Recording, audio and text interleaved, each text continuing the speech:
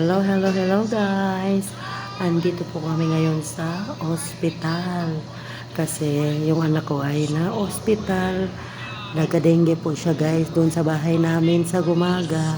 Kasi di ba doon kami nagpasko? Tapos 27 nagumpisa yung lagnat niya. Tapos 28, 29, 30, 31.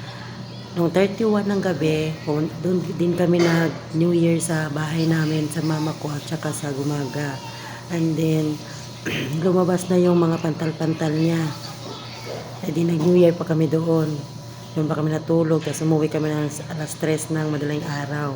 And then, pag uwi namin sa bahay, yan, syempre may rashes na siya. Kasi yung bahay talaga namin guys, diba dun sa kabila is walang nakatira doon. Tapos may mga damo hindi pa nalinisan.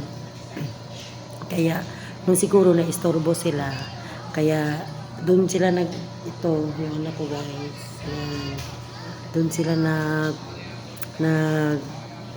tent siguro kinagat na lamok. Kaya nung 27 nag-umpisa yung lagnat niya. Tapos akala namin lagnat lang. Kasi kung sa bahay namin sa palengke, hindi naman sila lumalabas ng bahay. Andun lang sila sa loob ng kwarto. Kaya nagtaka ako bakit siya nilagnat.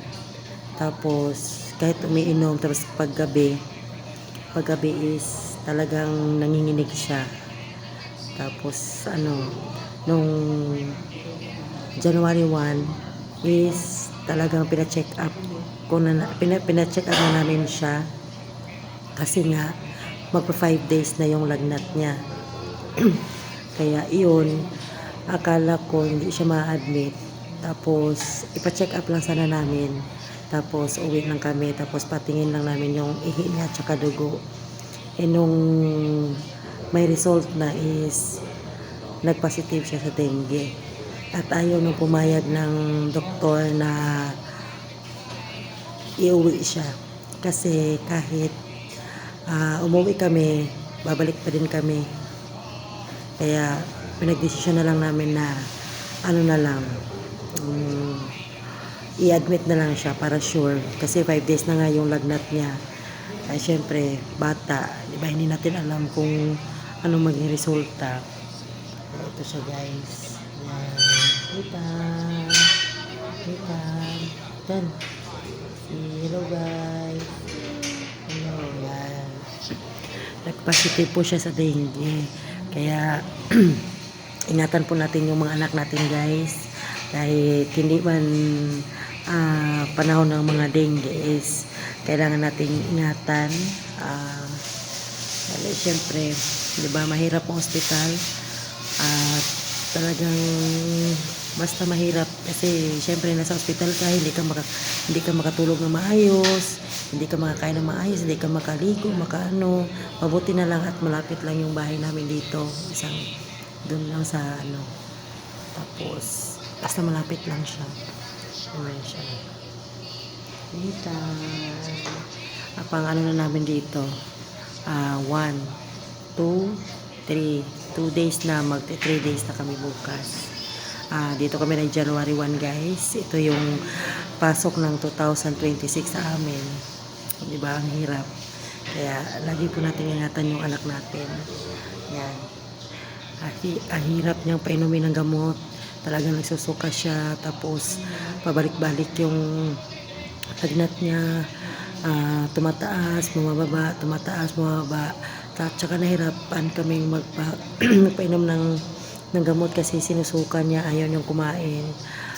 Kanina lang siya kumain. Kanina? 3. January 3. Kumain siya ng tanghali. Tapos ngayong gabi, kumain din siya konti.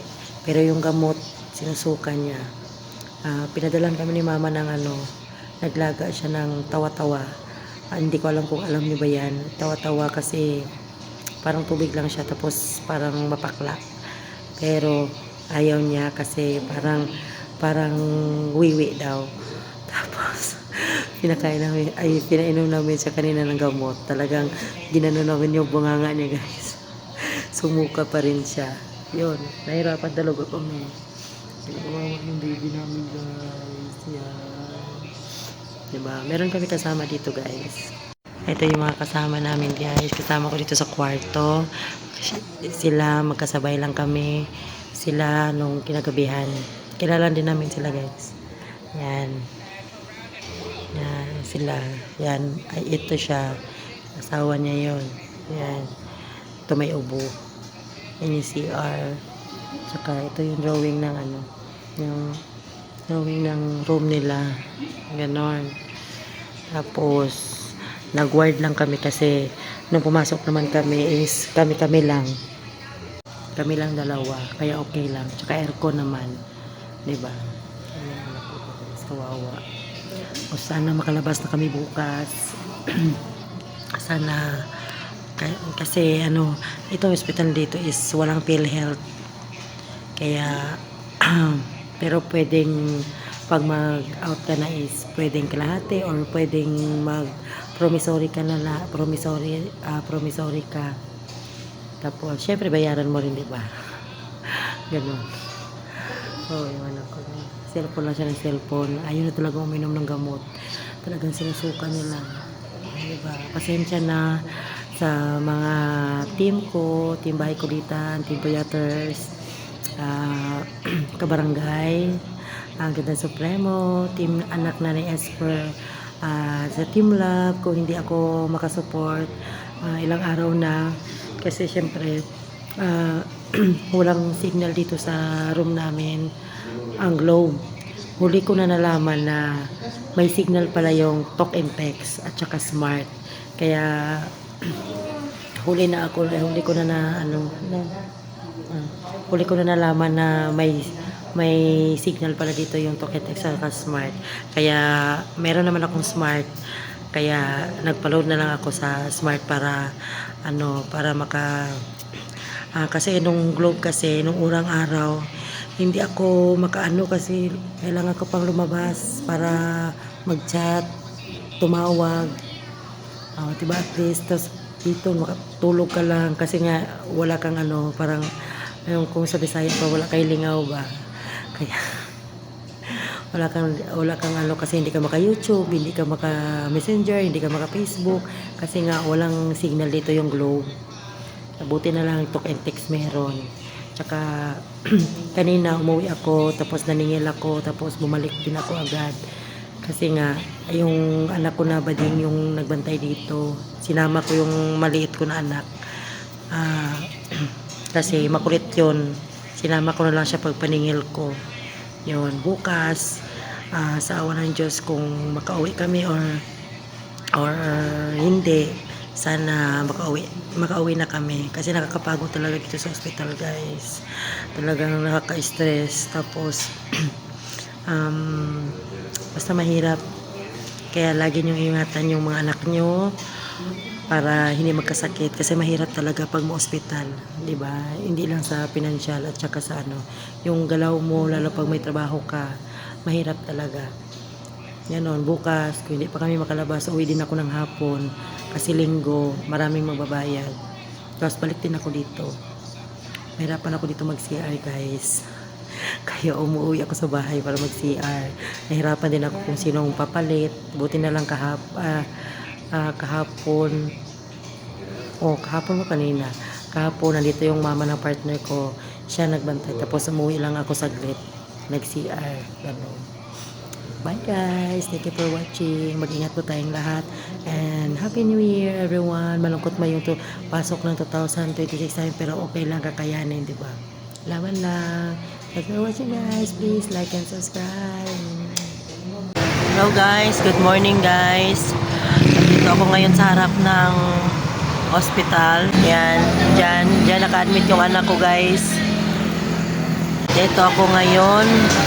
Sobrang stress na talaga. Kanina umiyak ako kasi sobrang pagod na talaga ako.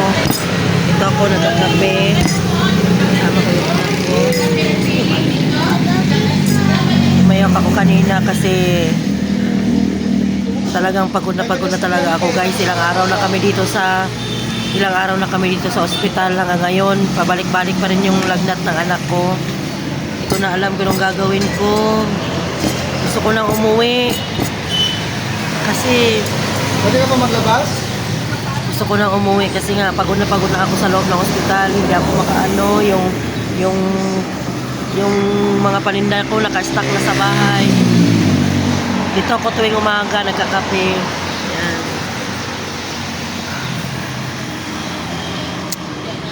Tapos ang hirap pa ngayon kasi Lunes na. Ang dalawa kong anak hindi nakapasok. Hindi rin to makapasok yung isa. Hindi rin siya makapasok kasi nga walang magbabantay sa kanya. Yung anak ko naman na bading is may pasok din siya.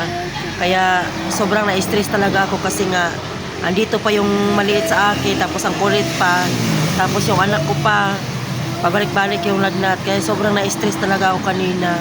Naiyak talaga ako. Ito na lang nung gagawin ko. January 1 pa kami sa January 1 pa kami sa ospital. Anong date na ngayon? Ano na? Magpa 5 days na kami. Hanggang ngayon, pabalik-balik pa rin yung lagnat niya. Kaya talaga sobrang stress talaga ako, guys. Kung alam ko anong gagawin ko, guys. So, ay, naku.